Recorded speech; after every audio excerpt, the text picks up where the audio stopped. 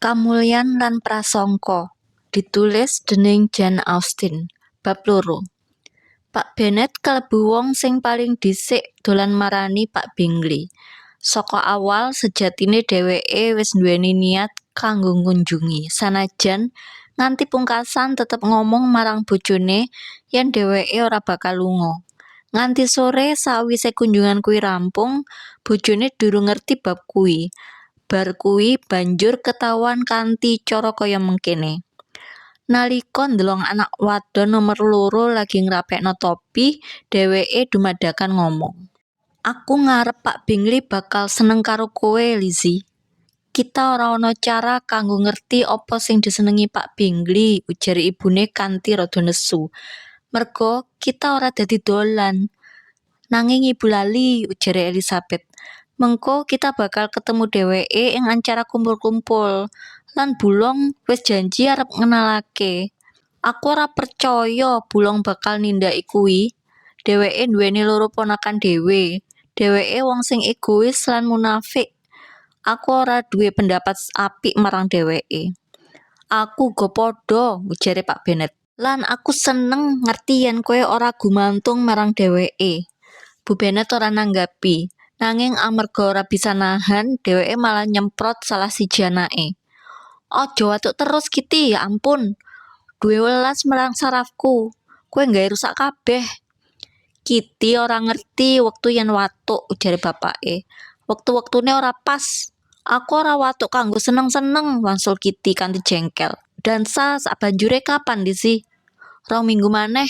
Yo bener, ujare ibune. Lan Bulong balihe durung nganti dina sadurunge.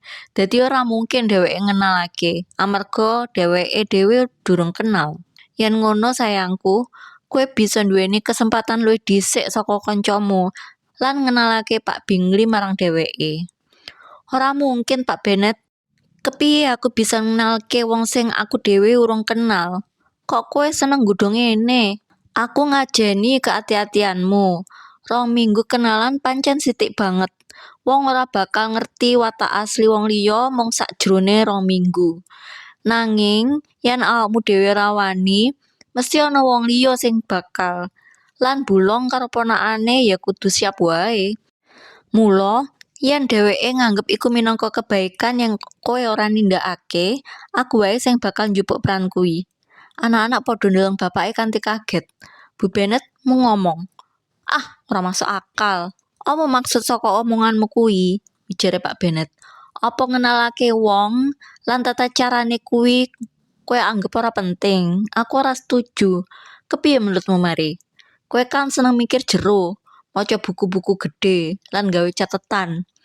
Mary kepengin ngomong sing pinter, nanging ora ngerti kudu ngomong apa.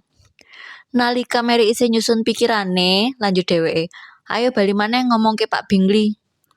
"Aku wis bosen karo Pak Bingley," ujare bojone. "Aku sedih krungu kuwi, nanging kenapa ora ngomong saka esuk?